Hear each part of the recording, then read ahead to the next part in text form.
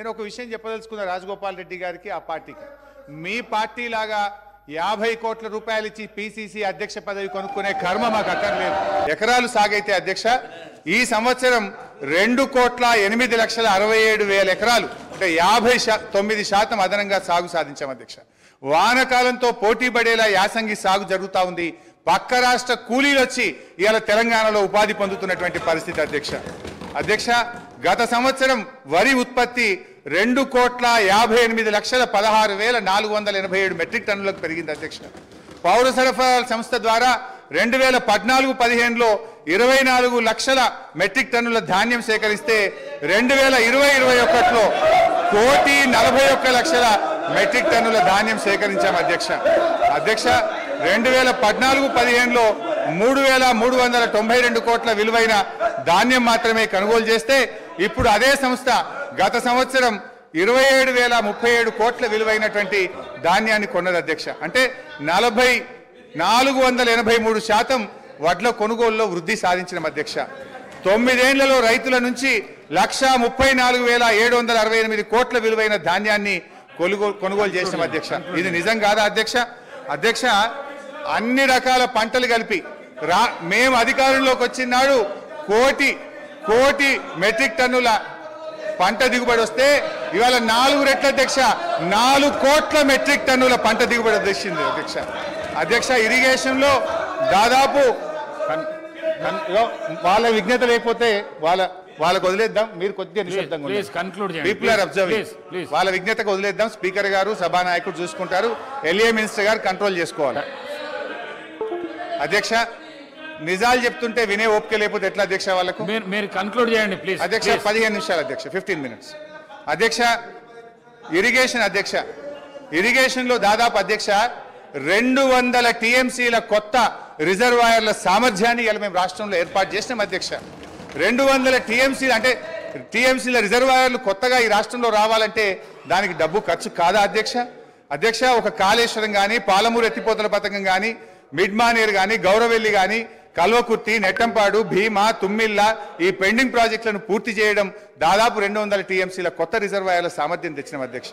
అదేవిధంగా విద్యుత్ స్థాపిత సామర్థ్యం 7,778 మెగావాట్ల నుంచి 18,567 మెగావాట్లకు పెంచినాం అధ్యక్ష. కొత్తగా 33 జిల్లా కలెక్టరేట్లను 1,649 కోట్ల రూపాయలతో చేపట్టి 25 కలెక్టరేట్లు పూర్తి చేసినాం అధ్యక్ష.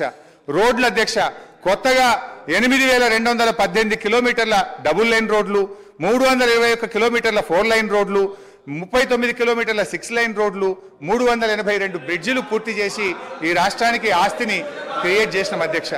గురుకులాల అధ్యక్ష ఆ రోజు కాంగ్రెస్ పాలనలో 293 గురుకులాలుంటే 1,022 గురుకులాలకు పెంచినాం అధ్యక్ష. అంగరంగ వైభవంగా 1,200 కోట్లతో యాదాద్రి దేవాలయం కట్టినాం. ఈ రాష్ట్రంలో దేవాలయాల అభివృద్ధికి 2,800 కోట్లు ఖర్చు పెట్టాం. ఐటీ ఉత్పత్తులు 57,000 కోట్ల నుంచి 2,41,000 కోట్లకు 4 రెట్లు పెంచినాం అధ్యక్ష. ఐటీ ఉద్యోగాలు 3,23,000 నుంచి 9 లక్షలకు దాదాపు 3 రెట్లు ఐటీ ఉద్యోగాలు పెంచాం అధ్యక్ష. మెడికల్ హెల్త్ డిపార్ట్మెంట్లో నీతి ఆయోగ్ ఆ రోజు 11వ ర్యాంక్ ఇస్తే ఇవాళ 3వ ర్యాంక్ వచ్చింది అధ్యక్ష. మాతృ మరణాలు 92 నుంచి 43కు తగ్గించాం. శిశు మరణాలు 39 నుంచి 21కి తగ్గించాం. ఐసీయూలు 5 నుంచి 80కి పెంచాం. డయాలసిస్ సెంటర్లు 3 నుంచి 82కి పెంచాం. 500 బస్తీ దవాఖానాలు పెట్టాం. ఇలా బ్రహ్మాండంగా వరంగల్ హెల్త్ సిటీ, టిమ్స్ ఆసుపత్రులు కట్టాం. మిషన్ భగీరథ ప్రతి ఇంటికి స్వచ్ఛమైన శుద్ధి చేసిన త్రాగునీరు అందించి ఫ్లోరైడ్ రహితంగా ఈ రాష్ట్రాన్ని మార్చాం. వర్షాకాలంలో అంటురోగాలు లేకుండా ప్రజల జీవన ప్రమాణాలు పెంచాం. మిషన్ కాకతీయ ద్వారా చెరువులు బాగా చేసి ఇవాళ నీటి సామర్థ్యాన్ని పెంచాం. ఆయకట్టును పెంచాం. పోలీస్ కమాండ్ కంట్రోల్ ను మన జిల్లాల్లో పోలీస్ కేంద్రాలు కట్టాం. గ్రౌండ్ వాటర్ టేబుల్ ఈ రోజు 56% గ్రౌండ్ వాటర్ టేబుల్ పెరిగింది. ఇవాళ గ్రౌండ్ వాటర్ దేశంలోని అత్యధికంగా పెరిగినటువంటి రాష్ట్రం ఇవాళ తెలంగాణ రాష్ట్రం అధ్యక్ష. ఒక 10 నిమిషాలు ప్లీజ్ అధ్యక్ష. ఇవాళ వెలకట్టలేని సామాజిక మార్పులు అధ్యక్ష. మిషన్ భగీరథలో ఫ్లోరోసిస్ ఇవాళ మటుమాయమైంది. మైళ్ళ దూరం ప్రయాణించి నీళ్లు మోసే బాధలు తప్పాయి. నిరంతర కరెంటు సరఫరాతో ఇన్వర్టర్లు, కన్వర్టర్లు, జనరేటర్లు మూలన పడ్డాయి. అర్ధరాత్రి పొలాలకు నీళ్లు వెళ్లి పెట్టే బాధలు తప్పాయి. పాము కాట్లు లేవు, కరెంటు షాకులు లేవు, రైతులకు మనోవేద లేకుండా చేశాం. ఎంతో మంది ప్రాణాలు కాపాడాం. వీటన్నిటికీ విలువ ఎలా కడతాం అధ్యక్ష? నీళ్లు, కరెంటు సమస్యలు లేకపోవడంతో, రైతు బంధుతో, అన్నదాతకు భరోసా ఇచ్చే చర్యలు తీసుకోవడంతో రైతుల జీవితాల్లో ఇప్పుడిప్పుడే వెలుగు వస్తా ఉంది. ఇలా భూముల విలువ కూడా ఎంత పెరిగింది అధ్యక్ష? ఇక్కడ ఉండే ఎమ్మెల్యేలకు కూడా చాలా మందికి భూములు ఉన్నాయి. 2014కు ముందు ₹1,00,000, 2 లక్షల రూపాయలు ధర లేని భూములు ఇలా పెద్ద ఎత్తున పెరిగింది అధ్యక్ష. అధ్యక్ష జస్ట్ ఐ విల్ కంక్లూడ్ అధ్యక్ష. అధ్యక్ష ఈరోజు ఒక విషయం అధ్యక్ష, ఐఎమ్ ట్రైంగ్ టు కంక్లూడ్ అధ్యక్ష. ఇవాళ ముఖ్యమంత్రి గారు ప్రాజెక్టులు కట్టినా, ప్రగతి భవన్ కట్టినా ప్రజల కోసమే కట్టినాం అధ్యక్ష. కానీ వీళ్ళు ఏం చేసిందంటే అధ్యక్ష, ప్రాజెక్టుల మీద దుష్ప్రచారం, చివరికి ప్రగతి భవన్ మీద కూడా దుష్ప్రచారం చేసినారు. సరే, మొన్న గౌరవనీయులు బట్టి విక్రమార్క గారు ప్రగతి భవన్లో గృహప్రవేశం చేసినారు. చాలా సంతోషం, వారికి నా శుభాకాంక్షలు. కాళేశ్వరం విషయంలో కానీ, మేడిగడ్డ విషయంలో కూడా ఇదే బురద చల్లే ప్రయత్నం చేస్తూ ఉన్నారు. నేను చూస్తూ ఉన్నా, ఇవాళ ఉత్తమ్ కుమార్ రెడ్డి గారు వారు చాలా సందర్భాల్లో వారు కానీ వీళ్ళ నాయకులు కానీ చెప్తా ఉన్నారు. ఏమని చెప్తున్నారు?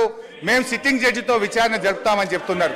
అధ్యక్ష, ఐ డిమాండ్ వెంటనే సిట్టింగ్ జడ్జితో విచారణ జరపండి. హరీష్ రావు గారికి మీరు మొన్న కేటీఆర్ గారు మాట్లాడిన, ఆ రోజు నేను హాస్పిటల్ రాలేదు, మీకు మా ఇంటర్నల్ పార్టీ విషయంలో అయిపోయింది ఎప్పుడో పట్టుకొని, అదే అది కాదు ఆయన గురించి మాట్లాడలేదు. అదే మీరు ఆల్రెడీ ఒకటి చూడండి, ఇప్పుడు మా కాంగ్రెస్ పార్టీ, నేషనల్ పార్టీ ఒక సిద్ధాంతం, నాయకుని ఎన్నుకున్నాం. ముఖ్యమంత్రి గారు రేవంత్ రెడ్డి గారు ఉన్నారు.